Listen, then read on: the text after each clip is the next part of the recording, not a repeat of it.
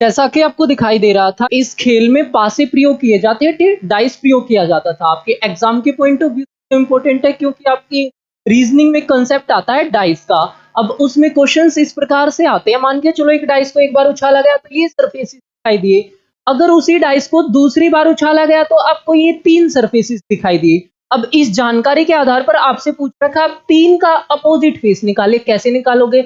अगर आप ध्यान से विजुअलाइज करो, आपका इधर 3 कॉमन नंबर दिखाई दे रहा है, लेकिन सरफेस सेम नहीं है। सेम का मीनिंग, जैसे इधर ये सामने वाले सरफेस पर 3 है, इधर सामने वाले पर तो 1 है। इसके लिए आपको इसकी मूवमेंट करनी पड़ेगी।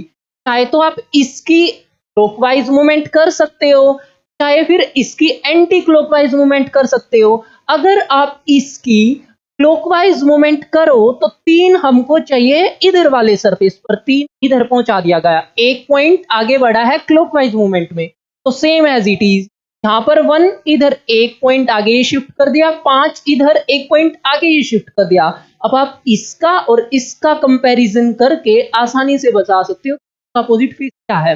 अगर एक नंबर आपका सेम सरफेस पर आ जाए और कॉमन भी हो, तो बाकी के जो बचे हुए सरफेसेस हो पर दिए गए नंबर्स अपोजिट होने वाले हैं। जैसे कि इधर 1 का अपोजिट कौन हो गया? 6, 1 का अपोजिट हो गया आपका 6, ठीक है। इसके अलावा 5 का अपोजिट हो गया आपका 2, 5 का अपोजिट हो गया आपका 2।